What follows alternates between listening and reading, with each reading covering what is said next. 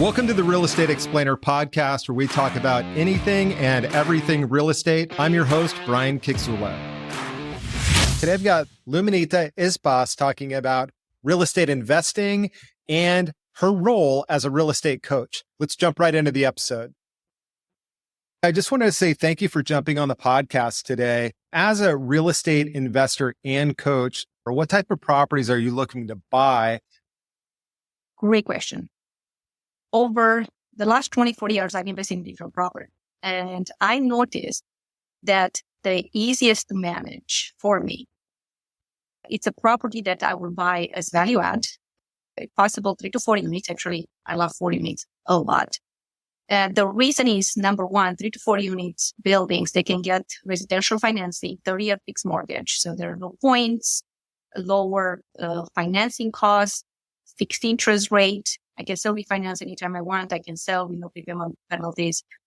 Also, 3 to 4 unit buildings are very easy to resell because there are buyers out there that can buy with no money down, 3.5% down, 5% down, a 4 unit building, which means the pool of buyer increases. So the value of the 3 to 4 unit buildings a lot of time higher and grows faster than on a 5, 6, 7, 8 unit. So you're looking at, so it's going to be residential properties, 3 to 4 units. So you're looking at bringing down the cost per unit because now you're buying 3 or 4 of them at a time. So one building.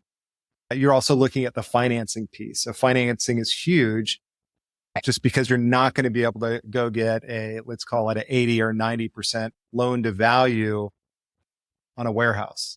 Correct. You have to bring in 20 to 30%, and you're more likely to have one tenant, possibly 2 tenants. Absolutely. The commercial, I think it's good for people that have a lot of income and businesses. They have a lot of reserves. They are very experienced investors because when you lose a tenant, a commercial tenant, it might take 6 months to a year to get it. The commission loan could be 6 months of income additional.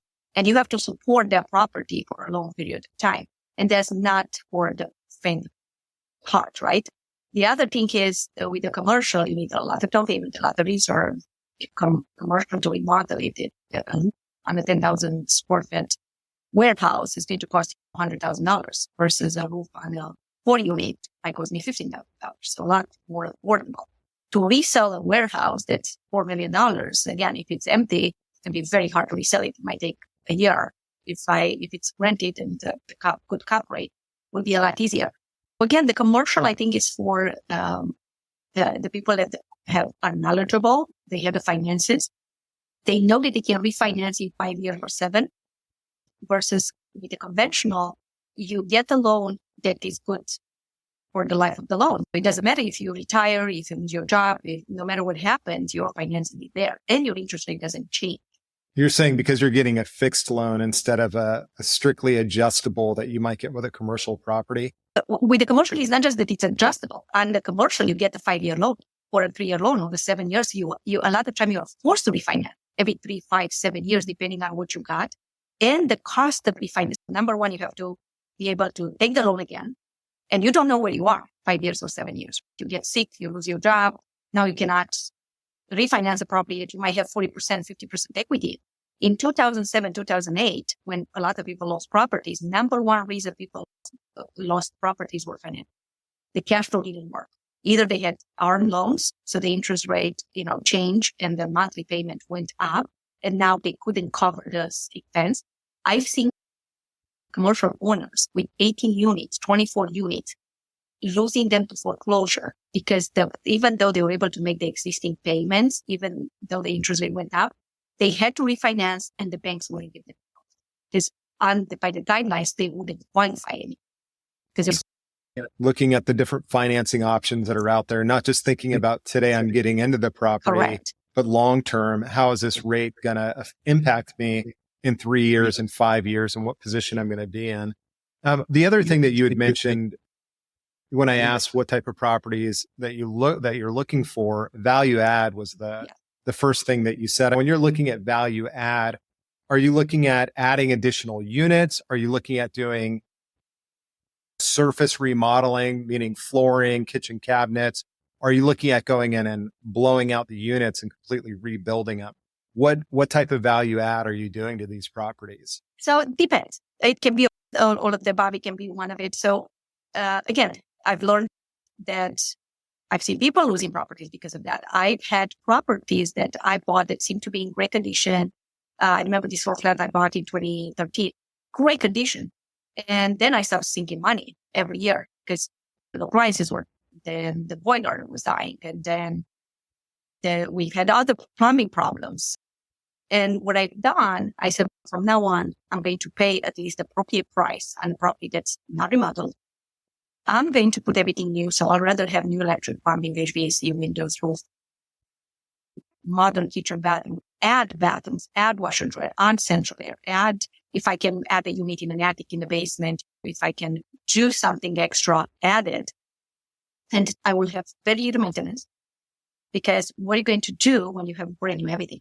Very little. It's no maintenance, right? So the cash flow is real. Second, I'm going to rent this unit for top dollar because now you have modern kitchen, bathroom. You change the floor plans based on what people want. You add bathrooms.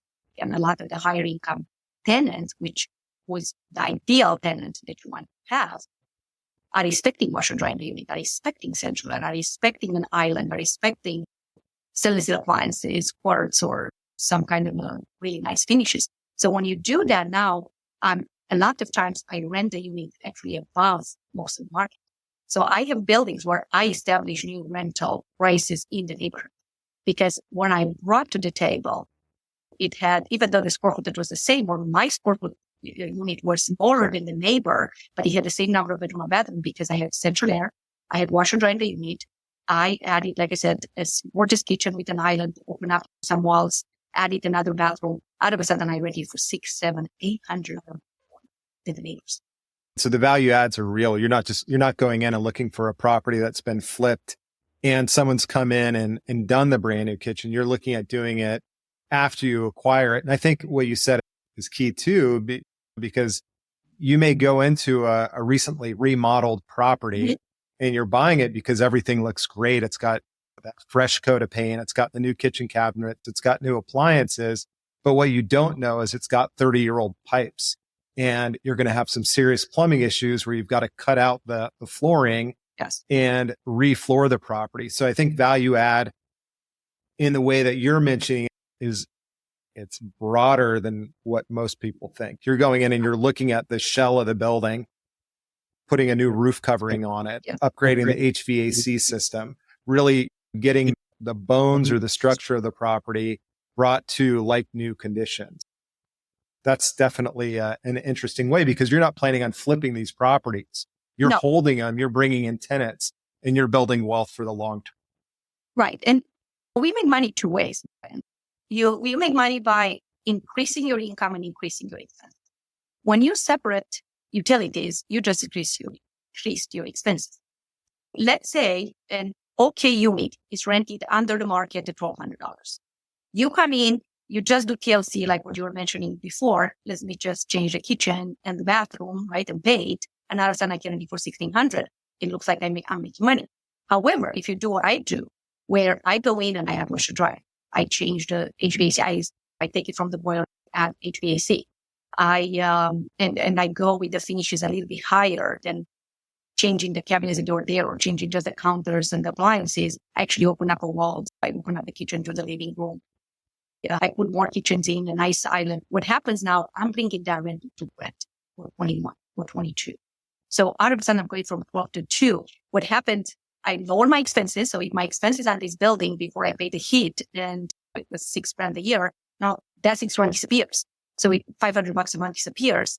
And I increase the rent by $500 per unit times 4. That's $2,000. And I'm not paying the $500 for heat. So I'm actually making $2,500 more per month, which is $30,000 more per year. That it means $300,000 more value on the property at the 10% cap rate. So what I do, I force the evaluation of the building. So I add value to the property day one when it's ready. I add value to the rents, right? And I increase expenses. So I'm increasing my net worth. And I can resell the property. If something happens, I need to sell something. And I just sold the building a month ago. And I put a lot of money in, took the time. But it just happened that I wanted to sell it this time instead of keeping it. Well, I was able to be okay because, again, I increased the value by a lot.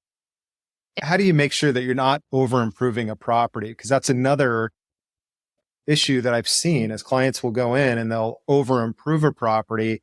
So they're bringing it up so it's the highest standard, but the neighborhood hasn't kept up with those numbers yet. So they get themselves in a negative position.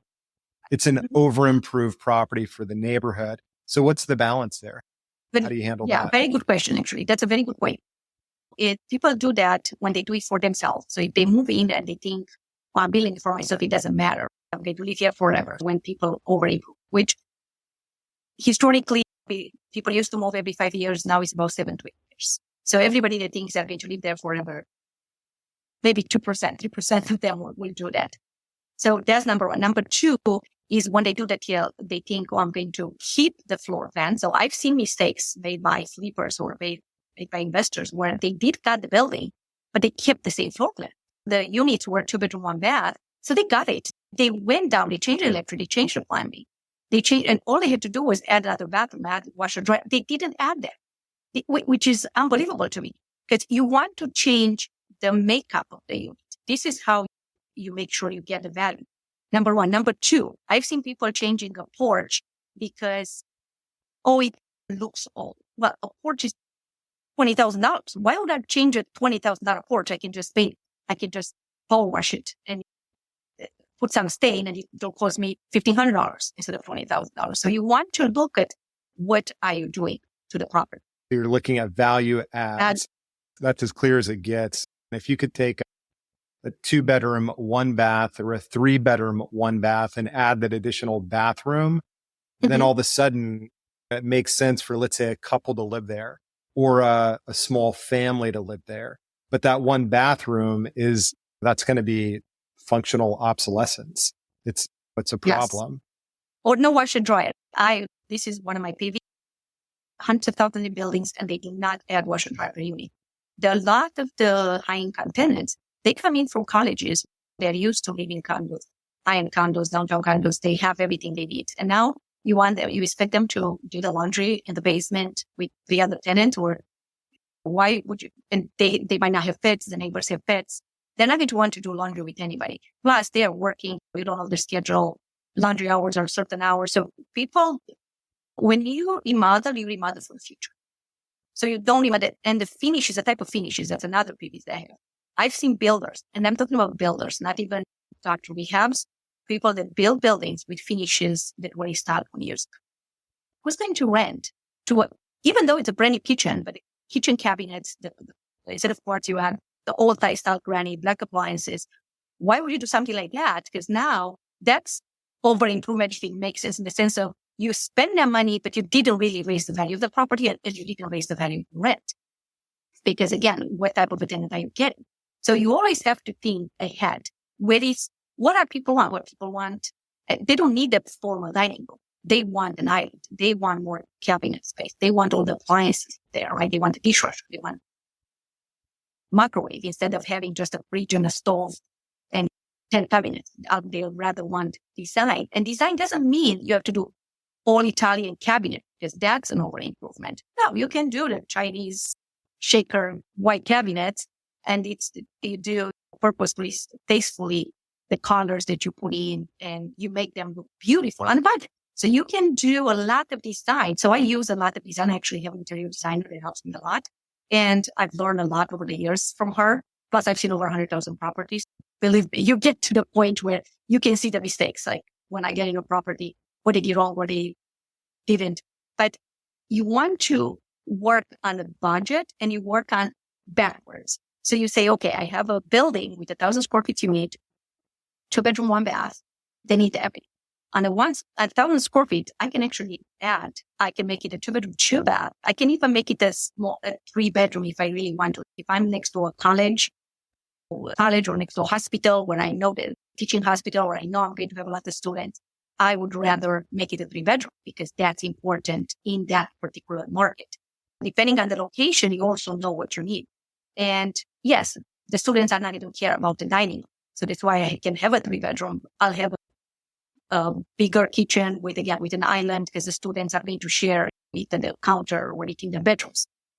You want to think about the floor plan a lot, what you give them. And again, they have the washer dryer, they have the dishwasher. They don't have to, make it hard. The finishes in the bathroom. I love porcelain tile. Why? Oh my gosh, it maintains beauty, and it's easy to clean. I see people putting marble. Stone is very hard to maintain. And very expensive too. Dated, very expensive, and it gets dated versus quartz and not quartz, porcelain, which I like, for example, marble. It's black and white, classic. Some geometrical. I like to put designs that are classical, modern, simple, and that I think that they will hold me for at least 10 years. Because I'm thinking I don't want to remodel a bathroom for another 10 years. A kitchen, 10 to 15 years. That's where they go. And not because it's falling apart, the kitchen, but because it's not inside anymore. What you said was very important. It's remodeling based on your client's needs, not what you like. Right. Remodel based on what they're really looking for. And a college student is going to have a lot different, let's say, needs than maybe a small family. Absolutely. Absolutely. Because again, if I rent to somebody older, they do want it. They do. But again, you know what you have. I don't buy a lot of one bedrooms. I don't keep one bedrooms because that can grow out of the space too fast. I like longevity, right, in the unit. So I want the tenant to stay there. And I don't increase rents a lot. So I'm going to rent for top dollar over asking or over market day one. And I'm going to keep that tenant at that price for a long.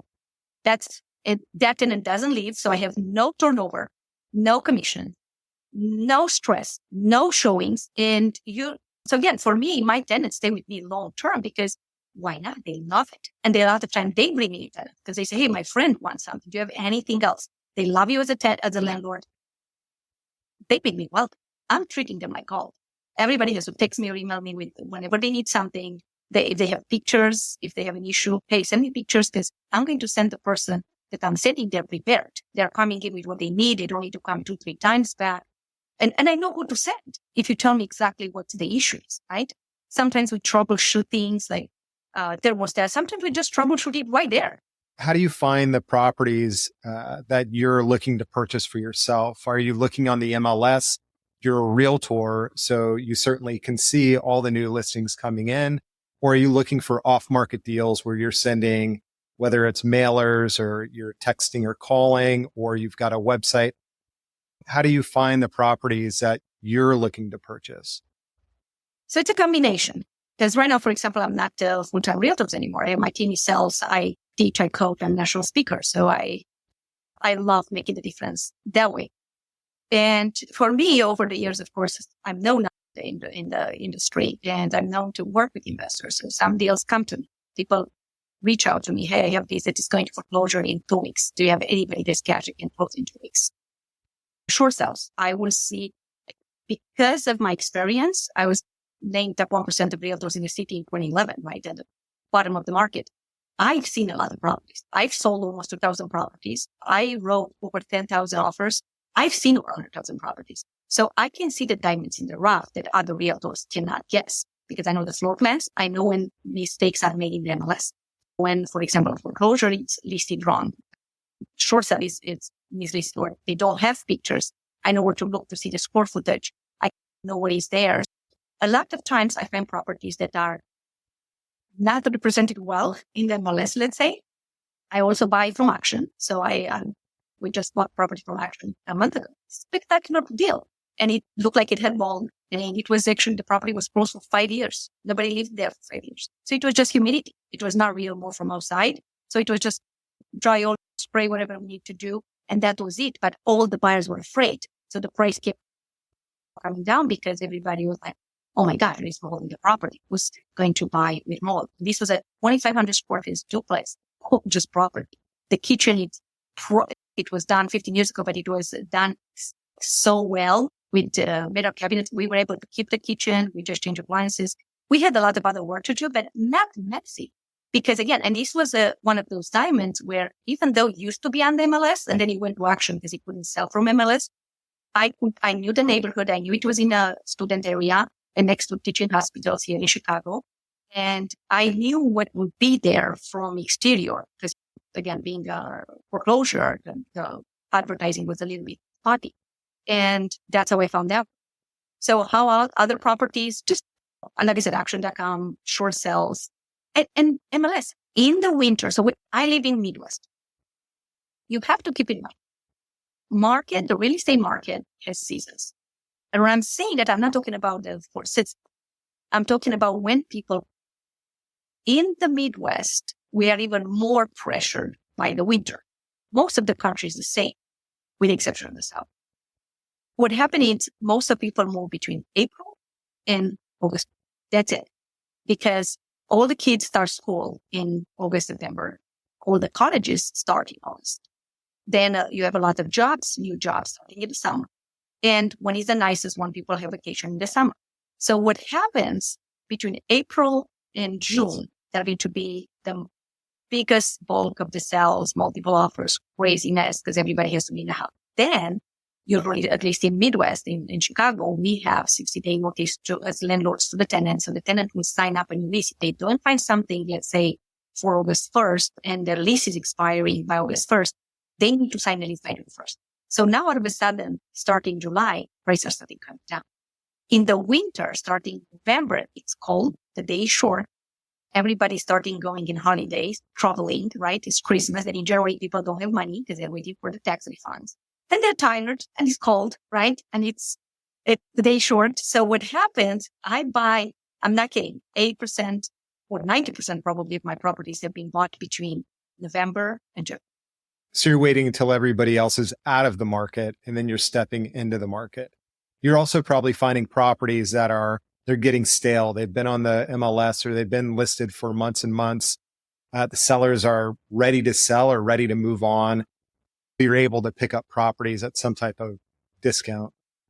Absolutely. And that's when I actually, when I was a full-time realtor, that was when I had time, because I had a little bit more time for myself.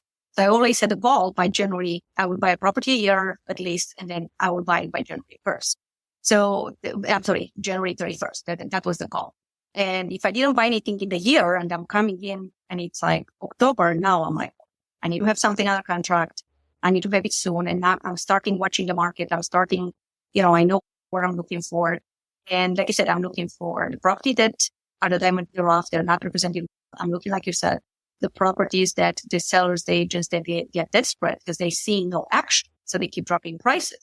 The foreclosures are dropping prices. The short sellers are dropping prices. Oh, also properties with the owner passed away. Those are other great property, because I remember a property I didn't buy myself. I sold it to a client. 18 sellers that were on that property. When the offer came in 50,000 less, 50,000 divided by 18, so not that big of a difference for each of the seller, right? Take less. So in that case, it was easy for them to accept the offer because it was like cash as is. So I used very good terms towards the sellers. They don't have to get the tenants out. Like, I'm a very easy buyer. I'm your perfect. You give me the price I want. You give me the property. I'm going to give you all the terms you want. I'll give you lots of earnest money. I'll give you as is. You don't need to make any repairs. Like I said, you don't even need to deal with tenants. I'll handle all those. And a lot of times the seller are going to be like, okay, you're taking all that on. Sure, I'll give you 10,000 less or 20,000 less. No problem. Because you are dealing with it, not me. So you solve people's problem. They're going to give you a better price. I'd like to thank today's sponsor, CostSeg RX, a cost segregation company. If you're interested in a cost segregation study, log on to realestateexplainer.com and click the cost segregation link at the top of the page. And the other thing I want to transition over to was your real estate coaching. So now, are you coaching investors? Who specifically are you coaching in the real estate market? I'm passionate. I believe financial education can truly change the world. 70% of divorces are over money. A third of the wars are over money. Families, crime, stealing. A lot of the crime is over money. I believe if people had enough money to be comfortable, a lot of these problems will disappear. And financial education, as you probably know, is not really taught in school. it's been getting introduced in school, but it's getting introduced a simple level as a budget, saving, right? Maybe retirement. There are three ways of money management, three levels of money management. Number one is earning. And everybody focuses on the earning. Everybody cares, right? They want to make money. They will see, how do I make more money? I'm going to go to college. I might do a master's degree. I'm going to open up this business. I'm going to learn this thing. And that's how I'm going to make money. That's the level one and the level that everybody focuses. And that's what's in schools right now that's getting introduced. Number two is, okay, I made that money. How do I keep it? Because let's say I make $100,000 a year. How much of that $100,000 I have on this first? And most of people have not. And I'm not kidding, nothing. A portion of them, they save some in the 401k and maybe a little bit of savings. I've had examples where I've seen people making $600,000 a year and they were in debt $1 million. They were spending more than $600,000 a year. They also didn't understand the tax. Taxation, the biggest expense in our lifetime is taxation. Second is housing. So people don't understand taxes. You make $600,000, you pay $300,000 to the government. You actually make $300,000. Unless so you figuring have out a way not to pay the taxes on the money that you're unless making. you have 401ks, unless you have businesses that offset their taxes. And this is what I teach, right? I teach how to offset the taxes with real estate. How these things not just make you cash flow, not just make you wealthy, because you might not be good at saving. You might be like, I want my lifestyle. Guess what? I'm going to teach you how to buy $1 million worth of real estate with $4,000 a month in cash flow and let the tenant pay the loss. You don't have to save them. And the best part, and you know this, Brian, better than everybody because you do cost segregation. The depreciation, if you use the depreciation and the tax deductions, you're going to offset 100% of all rental income and a lot of your W-2 income. And then once in a while, you do this cost segregation, not once in a while, per property. Once per property, you use cost segregation. Now you are saving lots of money. I had a 4 flat that I sold in 2021. I bought it for $500,000. I remember giving me $25,000 a year in 1 year. $25,000 offset my earning income on the other side. So when you understand this, now you keep the money. So how you keep? And the third level is investing for income. Now this level, very few people have it. Some of them say, oh, I'm going to live out of dividends. How many millions you have to have invested to live out of dividend versus cash flow where you can use leverage, put low down payments. And now you get positive cash flow. You get tax deductions and you're saving more of the taxes you would have paid on your W-2, right? Plus once in a while, you're going to use the cost segregation or other tax savings. And you have your tenant to pay off your property. And then number 6, you're taking advantage of inflation. Number 1, your rents keep going up. So your cash flow grows with the inflation or ahead of inflation, and your property goes up with inflation.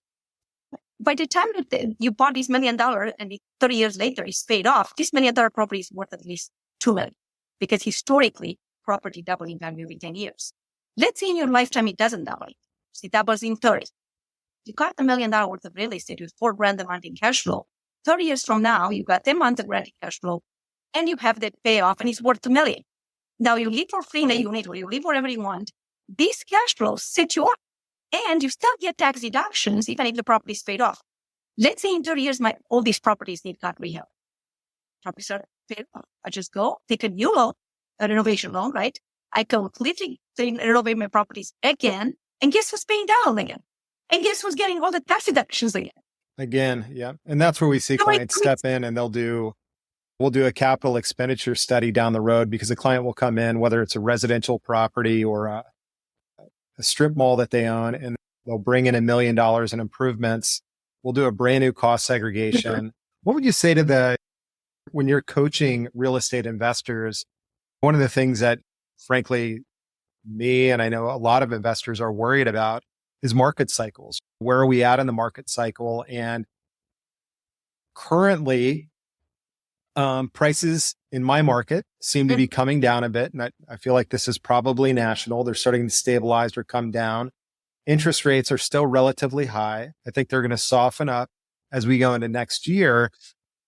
The worry, is there a cliff? Do you think that real estate prices are going to drop off? I know this is it's a difficult thing to talk about because every market is so niche. So even within the same city, or the same county, you could have different properties that are going to be stable, and then others are going to have those fluctuations. How do you coach not just new buyers or new investors, but experienced investors through really analyzing the properties that they're looking at so that they're willing to take that jump and move forward and buy the property? So let's start with the market. So first of all, the market, it's different all over the United States. In Chicago, where I am, Chicago has the third largest economy in the United States. It's the seventh largest economy. Our economy is larger than most small countries. And it's very diversified, which means we have so many jobs. It's unbelievable. Now, let's say South Florida is a market where you have people buying cash and people buying for speculation. They don't live there. They don't work. They spend, or they have the second home, or they move their business there because they don't want to pay the state tax. Whatever the reason is, they bought there. Not most of them. So markets are going to be different based on, number one, what's your job situation? Number two, how much you went out in the last cycle.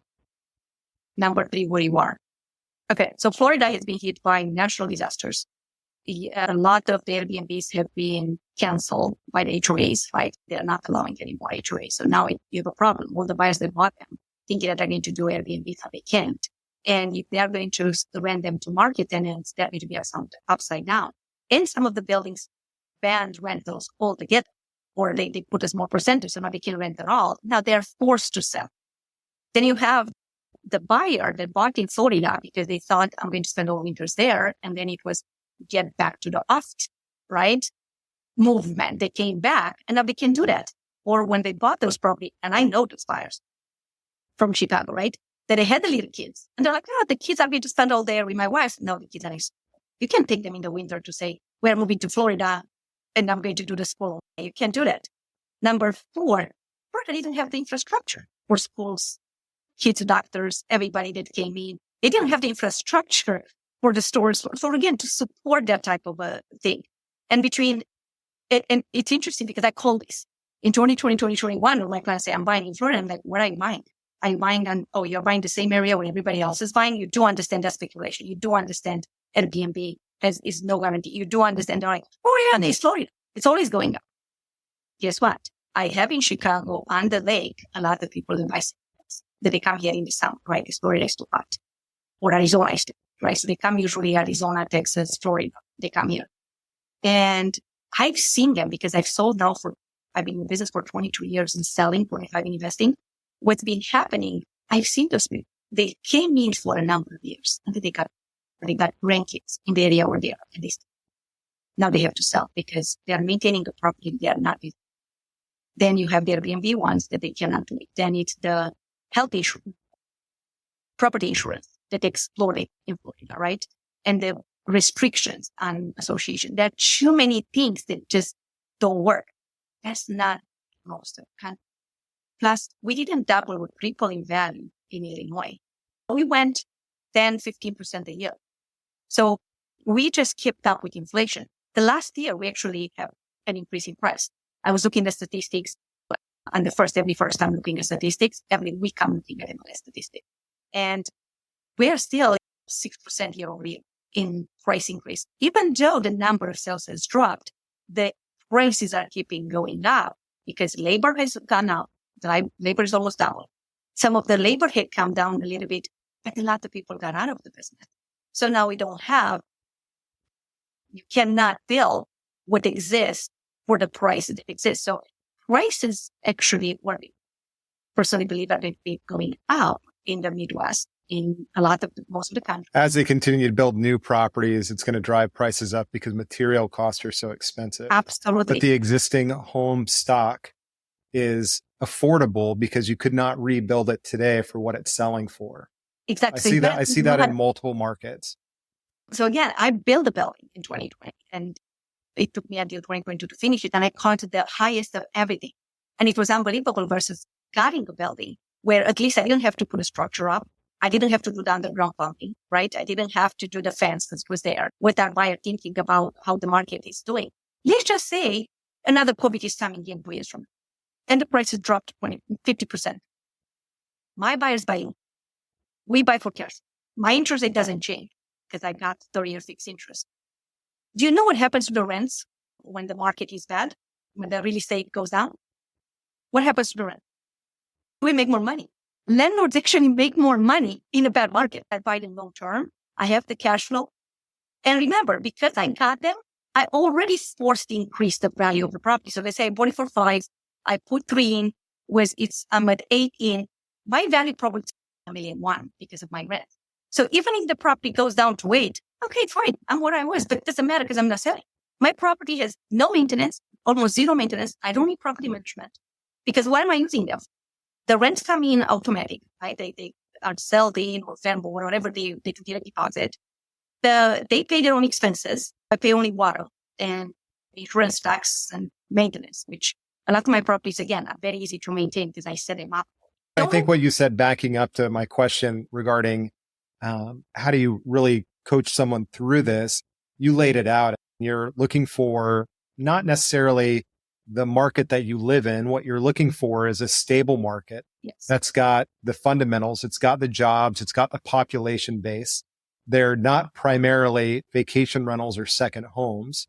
So you have the stability in the neighborhood. They don't need to have the double-digit increases. Again, you're just looking for stability. Then you're going in and you're looking at the individual property. What does a property already have? What can I keep in it without having to spend too much upfront to make it nicer than the other properties around it? You had mentioned keeping the porch in place if you can go in and sand it down and stain it instead of ripping out the porch and rebuilding it. So it's keeping the property, the fundamentals there, and then adding value. I think that is a great way to walk somebody that is looking at investing, or maybe someone who's looking at stepping up their investment and showing them how to do it in a very stable and thoughtful way so that they're not just trying to buy the next house they see or the next building they see. Because when I asked you earlier, how do you find the properties that you're looking to buy? You also said, I look on the MLS, I've got clients that come to me, they kind of materialize. But what I think you were really saying is that you're always looking to buy property. You're always looking at the different options that are out there. People know that you're always looking to buy, and you're setting a goal for yourself. I'd like to buy one property a year, to buy one property every 5 years, whatever it is. You've got a really clear path on how you're going to scale this long term. And I think you laid it out perfectly. Before we wrap up the podcast, I just want to say, is there anything else you'd like to add? And certainly let people know how they can get in touch with you. I would say, but can find me on my website, Eventbrite, because I have a lot of seminars all the time. And right now, I think 5 or 6 seminars coming out in person in Chicago and online. What is the website that they can reach out? No, it's my name, LuminitaIspas.com. Thank you very much for jumping on the podcast today. Thank you. I'm talking to you. If you'd like to get connected with today's guest, log on to realestateexplainer.com and click the Get Connected button on the homepage.